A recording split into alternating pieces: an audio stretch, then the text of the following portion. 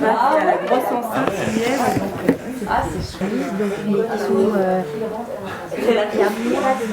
Le principe, c'est de construire un Lego et puis de lui faire faire des petites avancées, sauter. Alors ce qui est pas mal là, c'est qu'il y a plusieurs capteurs. Il y a des petits moteurs, il y a des capteurs de lumière, il y a des capteurs de pression. Il y a pas mal de choses intéressantes. Donc on va regarder comment ça marche.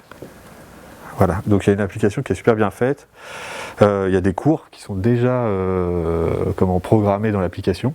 Donc une boîte, par exemple, il faut les mettre par groupe pour qu'ils créent quelque chose ou un enfant, chaque enfant? En fait, on est plus ou moins obligé de les mettre ensemble parce que en fait, il n'y a pas moyen de construire plusieurs robots en même temps parce qu'en fait, voilà, chaque robot est géré par ça en fait. D'accord. Et dans la deuxième boîte, il n'y a pas ça, non. Non, C'est du complément. Ouais, c'est du complément. Mon appétence pour le numérique, elle est vraiment née du fait que j'avais des parents, surtout mon papa qui était geek.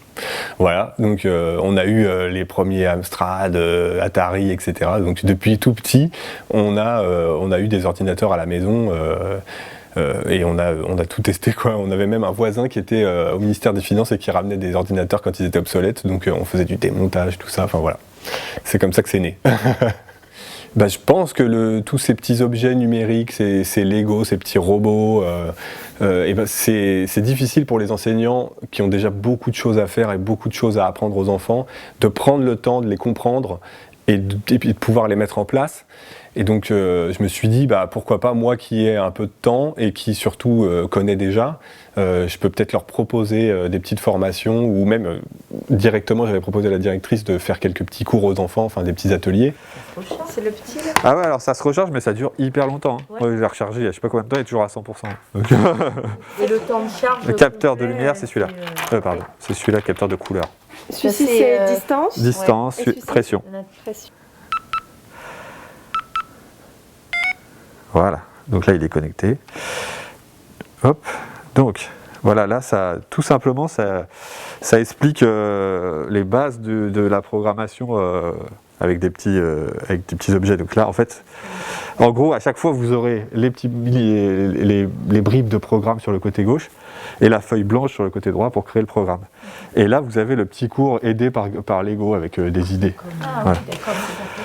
Dès qu'il voit un rouge, il fait Voilà, il fait un sourire. Et si Voilà. on lui met un Est-ce bleu, qu'on peut vérifier que ça marche pas avec du bleu? Ça marche pas avec du bleu. Alors la formation que je viens de proposer aux enseignants, c'est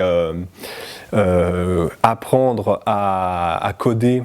Alors là, dans le primaire, donc c'est codage très facile, démarrer un programme et utiliser des modules, par exemple des moteurs ou des capteurs, et comprendre leur fonctionnement. Je pense que vraiment là, en primaire, ça se résume à ça, comprendre le fonctionnement et voir comment fonctionne un programme assez simple. Et là, l'avantage du Lego, c'est qu'on a aussi la partie construction et création et invention, inventivité. Les enfants, ils peuvent, il y en a beaucoup qui jouent déjà au Lego, donc ils se retrouvent beaucoup là-dedans, je pense, pour la plupart. Et puis ça leur met un petit pied dans la programmation tout en restant ludique.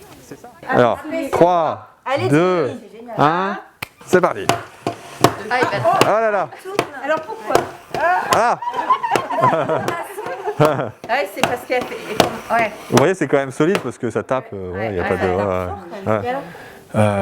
Question difficile, est-ce que le numérique est essentiel aux apprentissages? Je pense, alors moi je suis à fond dedans depuis tout petit, donc évidemment ma réponse elle est orientée, mais je pense qu'on peut s'en passer, mais que honnêtement, autant s'en servir parce que ça apporte plein d'avantages, on peut gagner beaucoup de temps sur plein de choses.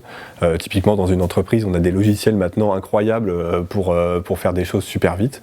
Donc voilà, je pense que ça apporte aux enseignants des petits outils qui leur permettent de gagner plein de temps sur plein de choses. Et puis pour les enfants, de toute façon, c'est leur monde futur. Donc je pense que le moindre petit objet sera programmable dans les années futures. Et je pense qu'il faut qu'ils comprennent la logique, même si c'est pas ça qu'ils feront plus tard. Voilà. Je pense pas qu'il faut avoir peur du numérique. Il faut l'utiliser de manière optimale pour les enfants. On va pas les laisser devant des écrans etc. Mais on va leur faire comprendre à quoi ça sert. Mais derrière, tu peux aussi, avec ce que tu as appris sur cet écran, faire des choses dans la vie de tous les jours où tu n'as plus besoin de cet écran. Enfin voilà, parce que même depuis l'origine, même quand il y avait, on va dire, le lecteur cassette Sony par exemple, et ça fonctionnait quand même avec un petit programme. Donc voilà, on n'est pas obligé d'avoir un écran pour comprendre un fonctionnement. Voilà.